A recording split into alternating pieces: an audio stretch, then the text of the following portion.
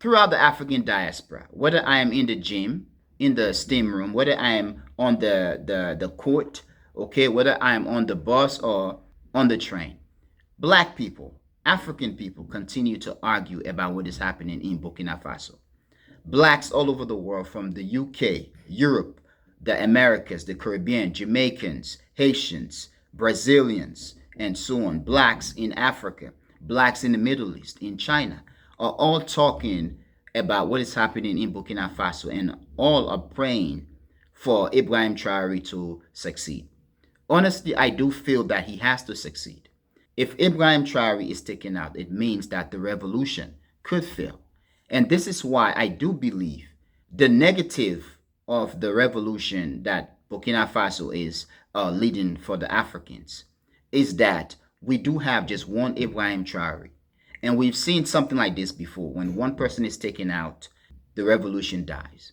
Therefore, friends, I do believe that what Africa needs is multiple Ibrahim Traorés. That means there must be at least 20 African countries in which the governments are dealt with. Basically, a rapid, radical change or changes in these governments, in these countries.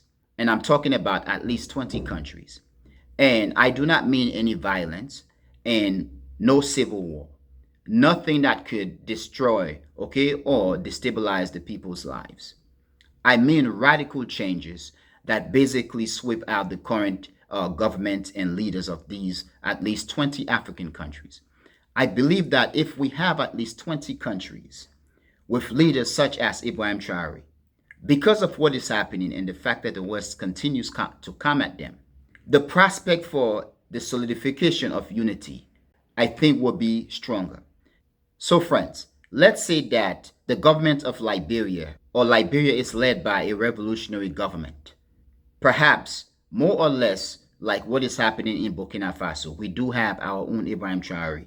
Let's say Senegal, Ghana, Guinea, let's say Ethiopia, Kenya, let's say Congo, South Africa, and maybe Gabon, and so on. At least 20 of these countries. And if these countries work together, the prospect of a solidified African Union is stronger.